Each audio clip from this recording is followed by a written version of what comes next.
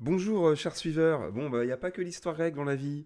Il n'y a pas qu'Alexandre le Grand ou les Diadoques. Il y a aussi ma passion pour les romans noirs américains, notamment James Ellroy. Donc, j'ai déjà eu l'occasion de faire quelques vidéos, bon, il y a quelques années déjà, au sujet de ce romancier qu'on peut considérer comme le maître absolu du roman noir américain, donc très populaire notamment en France.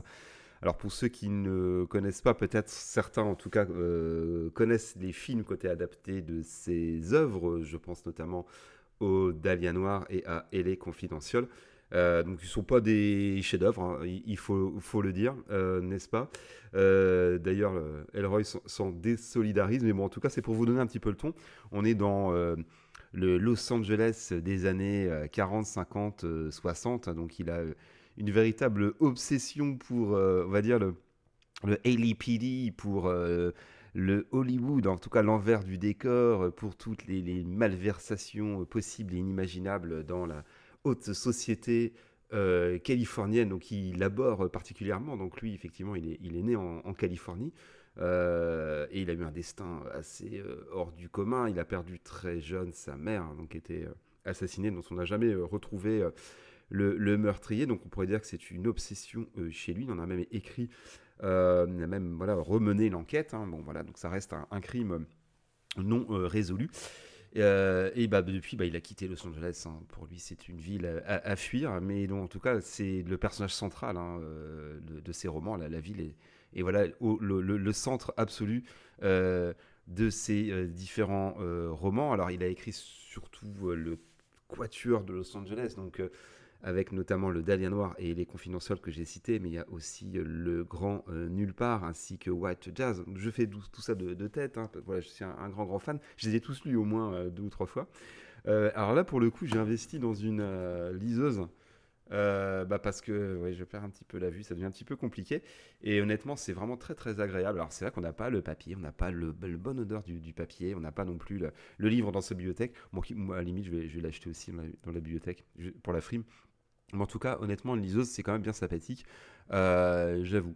Alors, là, il faut quand même voir le pavé. Hein. C'est 600 pages, c'est dense. Alors, c'est un style très particulier, hein, de plus en plus, on va dire, au fil de ces romans. Hein. C'est du sujet-verbe-complément, voire du sujet-verbe, hein, avec des dialogues extrêmement ciselés, des punchlines incroyables. Moi, parfois, j'ai une telle jubilation morbide à relire certains passages. Enfin, je les relis, en fait, je les relis plusieurs fois tellement que c'est quand même incroyable. Alors pour ceux qui s'intéressent un petit peu plus à l'histoire des États-Unis, je vous renvoie quand même à la trilogie Underworld USA avec notamment American Tabloid, donc qui revient sur l'assassinat de JFK, donc de Kennedy. Une somme, enfin c'est vraiment incroyable. Alors chez Leroy, il y a toujours voilà une espèce de mélange subtil entre la réalité, on dira, et la fiction. Donc généralement c'est des personnages fictifs, donc des flics souvent du LAPD ou des agents du FBI ou des privés, et ben, ils rencontrent des personnages, voilà, ça va être Kennedy, ça va être Hoffa, ça va être Marilyn Monroe, ça va être les pontes du cinéma hollywoodien, des studios. Donc c'est toujours très intéressant parce que bah, effectivement, il démonte totalement le mythe. Enfin là, il y va à la matraque, hein, les stés de plomb. C'est assez impressionnant. Donc là, pour le coup, je vous renvoie, enfin tout ça, les fins d'histoire, ça se lit honnêtement comme des livres d'histoire. Notamment aussi, ça revient sur la mort de Bobby Kennedy, donc RFK, en 69. Donc voilà, je vous renvoie à la trilogie Underworld USA qui est là aussi formidable. Donc il y a le Quatuor Los Angeles, c'est la trilogie Underworld USA. Il y en a un autre aussi, l'un de mes préférés, qui est peut-être moins connu, mais qui s'appelle un tueur sur la route. Donc, qui raconte en fait à la première personne la vie d'un tueur en série, mais sans aucune fascination, comme on peut le voir parfois. Au contraire, il montre que ce sont souvent effectivement des gens déviants avec des tendances homo, refoulées, etc., sadiques. Voilà, donc il n'y a pas cette fascination qu'on peut voir parfois dans certaines séries, certains romans. C'est brut, c'est flippant parce que voilà, il écrit toutes les scènes à la première personne. Donc voilà, je vous le conseille vivement, même s'il est assez malsain, un tueur sur la route. Bon après, il en a fait d'autres aussi. Il y a eu d'autres séries, notamment la série de Lloyd Hopkins, donc il y a un petit peu un flic à la Dirty Harry, quoi, les films de Clint Eastwood. avec des flics sans concession. Il y a certains termes que je pourrais pas dire sur YouTube, hein. Voilà, je vous le dis, mais Elroy, hein, c'est tellement sulfureux que je ne pourrais pas lire n'importe quelle page sur YouTube. Ça ne passe pas, hein. Voilà, n'est-ce pas? Comprenne qui pourra. Voilà, il avait fait deux euh, romans, peut-être que j'avais moins aimé, un petit peu redondants, qui en fait évoquaient l'avant Pearl Harbor. Donc c'était le Los Angeles en 40-41 avec le contexte de la chasse aux Japonais. Alors il y a quand même un flic, un légiste japonais, bon, qui est tellement, on va dire, efficace et qui a des bons appuis dans la police, notamment le fameux Parker, donc qui sera ensuite euh, chef du LAPD. D'ailleurs, le commissariat central de Los Angeles s'appelle le Parker Center. Bref, donc en tout cas, bon, c'était peut-être des romans un peu moins bons, et puis il partait un peu dans des... Alors, il racontait la jeunesse de Dudley Smith, qui est le grand méchant, hein, notamment dans Les Confidentiels, qui est le flic pourri par excellence, qui est une espèce de crypto-facho, mais en même temps, qui est défenseur de la veuve et l'orphelin, qui supporte pas que les femmes soient battues, et donc il se montre implacable avec les méchants, mais c'est carrément un déviant, enfin, pour le coup, il se déguise en SS, c'est une espèce d'Irlandais facho, complètement branque. Trafiquant, proxénète, mais en même temps défenseur de la veuve et de l'orphelin. Alors pour revenir donc au pitch, donc on est le 4 août 62 et Marilyn Monroe vient de succomber à une overdose de barbiturique donc, dans sa villa.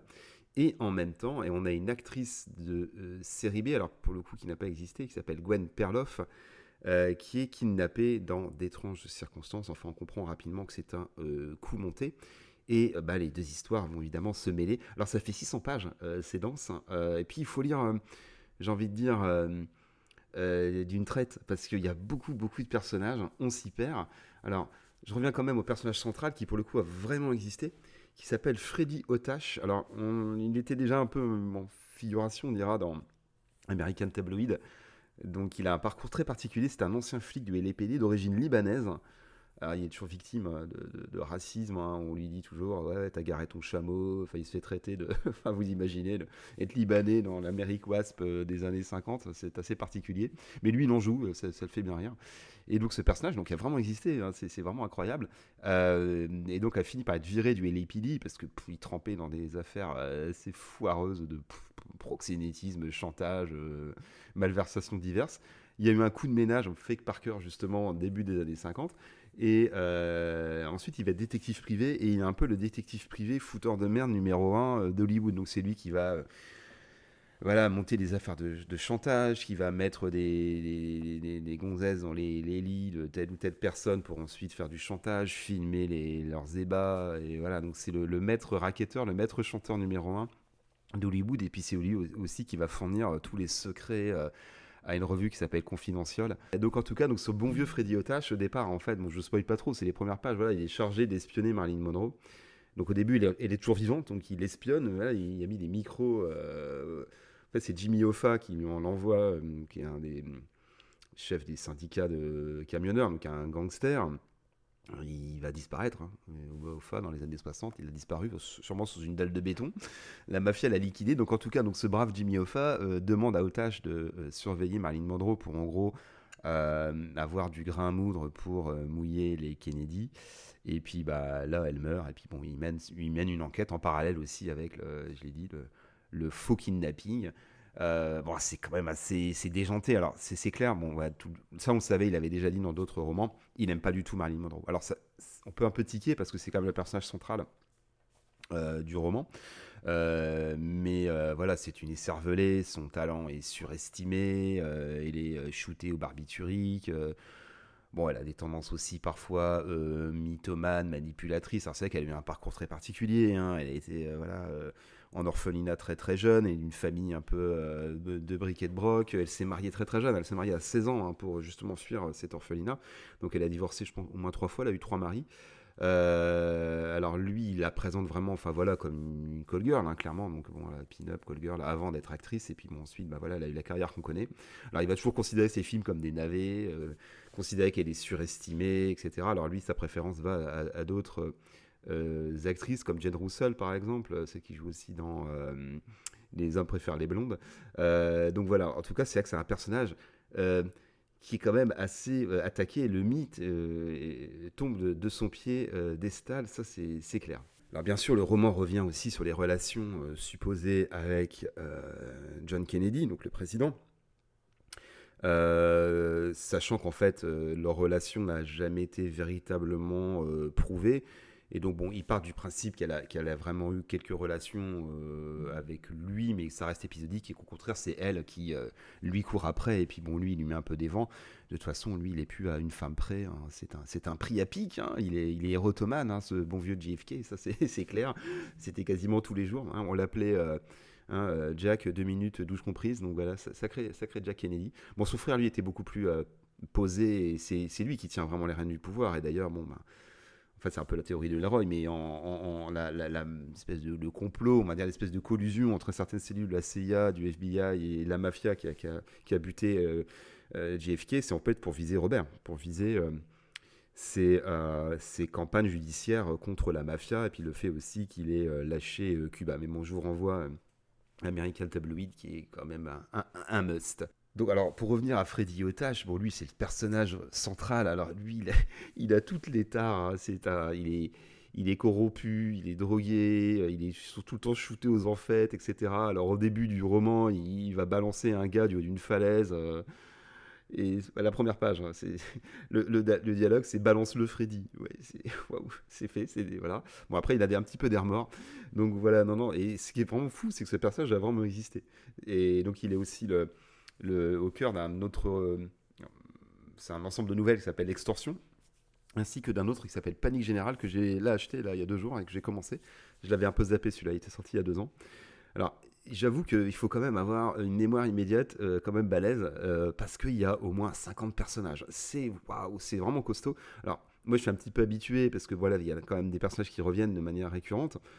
Mais là, bon, pour le coup, il y a un moment, il y a 4 ou 5 psychanalystes, parce que voilà, toutes les stars de Hollywood, à un moment, tombent un peu dans les griffes de psy, de plus ou moins, de gourous de la médecine, voire des chirurgiens esthétiques, etc. Alors, on s'y perd, même le nombre de flics aussi, mais à un moment, il ne faut plus chercher trop à retenir. Voilà, il y a toujours 5-6 flics dans chaque page. Enfin, j'avoue qu'il faut quand même s'accrocher. Alors, Elroy a quand même fini par faire, en tout cas les éditeurs, mais c'est Elroy qui a écrit.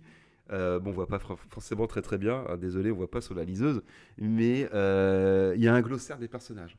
Alors, il faut pas commencer, j'avoue, ça spoil un petit peu. Il y a un moment, j'ai regardé un peu sur la fin, puis ça spoilait un truc. Bon, j'étais un peu. J'ai dit, ah oui, bon. Alors là, bah, voilà, enfin, ça permet quand même de se retrouver, parce qu'il faut avouer quand même que c'est quand même assez costaud. Bon, alors là, vous voyez, bon, j'ai parlé donc Freddy Otash, Marilyn Monroe, il y a Robert Kennedy, il y a William Parker.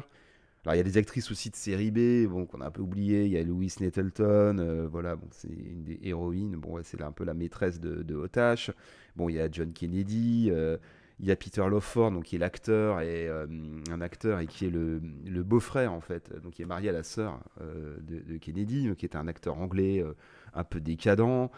Il y a Elizabeth Taylor aussi, parce qu'en contexte, il y a le fiasco de Cléopâtre, donc qui est un nanar absolu, mais qui a coûté des millions de dollars à la Fox, et donc qui marque la fin de l'âge d'or d'Hollywood, hein. C'est pour ça que cette année 62, et c'est une rupture, parce que c'est la mort de Marilyn Monroe, et puis l'échec commercial, et puis voilà, le gouffre financier qu'a représenté pour la Fox le tournage de Cléopâtre, avec tous les caprices d'Elizabeth Taylor, qui est en plein divorce également, et donc c'est la fin de l'âge d'or de Hollywood.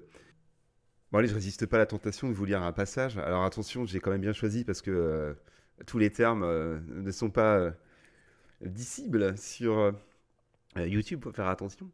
Et donc là, en fait, c'est Freddy Otash qui va voir l'un des boss de la Fox. Ah, alors, vous voyez le style.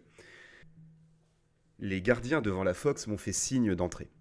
Mes nouvelles accréditations les ont déboussolés. Je leur ai pas glissé de fric, ni lancé de clin d'œil. Ils ont fait, tu vas voir qui. J'ai fait, me fais pas chier, je bosse pour le procureur maintenant. Je suis allé directement au bureau des castings. Je me suis garé devant et je suis entré direct. La salle d'attente était pleine de filles en bikini. Elles gambergeaient et répétaient des pas de danse. Elles portaient des panneaux sur lesquels on avait inscrit le nom du film pour lequel elles auditionnaient. Soirée twist sous surveillance. Elles me donnaient le tournis avec leur twist. J'ai foutu mon insigne sous le nez d'un larbin qui distribuait des panneaux et lui ai demandé la filmographie complète de Gwen Perloff. Il a fouillé dans des tas de petits compartiments et m'a tendu un prospectus en papier glacé. Je suis ressorti et je l'ai parcouru, appuyé contre ma voiture. La Gwen. Ses contrats à la Fox remontaient à 1951. Ils étaient discontinus, entrecoupés de fréquents contrats publicitaires avec les maillots de bain Janssen. La grande Gwen, 1m78, 63 kg. Elle portait toujours des lunettes. Elle était aussi mannequin à temps partiel pour les opticiens Ace King. Elle a joué les troisièmes couteaux dans des harangues sur le problème des immigrés clandestins. Elle a joué la bombasse à faible espérance de vie dans des films de monstres. Elle a joué la maman d'info dans 4 nanars récents exploitant le goût du public pour le surf. Rien de bandant là-dedans. Bon, voilà le style, tout est dit. Bon, écoutez, moi je vous invite à le lire. Il faut quand même s'accrocher, voilà. Il faut être un petit peu, faut rentrer dans l'univers. C'est pas son meilleur, c'est pas le pire non plus. Je trouve qu'il revient un petit peu à ses premières amours après qu'il soit parti un petit peu dans des délires mexicains, moitié nazis, moitié stalinien. Enfin, c'était un petit peu compliqué à suivre.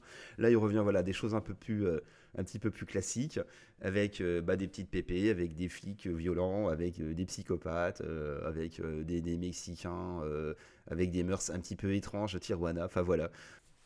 En tout cas, ce qui est intéressant de noter par rapport aux autres Elroy, c'est l'importance des personnages féminins. Donc, on a évidemment Marilyn Monroe qui est le personnage central.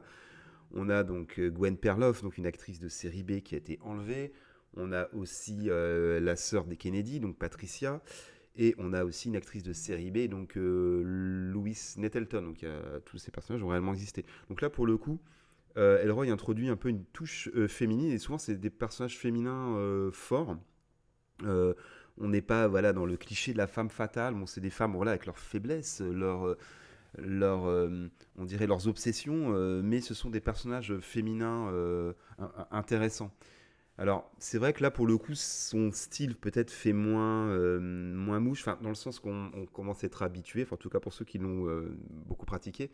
Donc voilà, c'est un style très syncopé, avec des phrases très très courtes, enfin, c'est écrit à la mitraillette. Donc c'est ce qui, voilà, il pulvérise, on va dire, les carcans du polar. Et c'est que c'est très compliqué de lire après d'autres styles. Voilà, moi j'aime bien aussi Connelly, Léane, enfin des styles un peu plus classiques, avec des bonnes intrigues, mais c'est vrai que le style est absolument incroyable. Et c'est qu'il y a quelques longueurs, enfin, il faut s'accrocher, quoi. C'est 600 pages. Donc voilà, pour le coup, il y a certains passages qu'on doit relire plusieurs fois parce que voilà, il y a tellement de personnages qu'on a peur d'avoir zappé l'essentiel. Mais à la fin, dans les 50 dernières pages, on va dire que tout s'assemble et tout semble limpide. Mais voilà, il faut s'accrocher, c'est pas fait pour tout le monde. Voilà, bah écoutez, pour le coup, j'espère que ça vous a donné envie de découvrir l'univers de Elroy. Franchement, tous ces romans sont des masterclass, quoi. Il y a pas à dire, à part peut-être voilà, peut-être les deux trois derniers, donc en tout cas avant Les Enchanteurs, qui est quand même de très bonne facture. Et ce Freddy Otage, franchement, c'est l'anti-héros absolu, pourri notoire, voyou, drogué, manipulateur et libanais, mais très très attachant comme personnage. Et puis bon, il a vraiment existé, donc on a envie de s'attacher à ce personnage-là. Voilà. Bah écoutez, j'espère que ça vous a plu et intéressé, et je vous dis à très bientôt.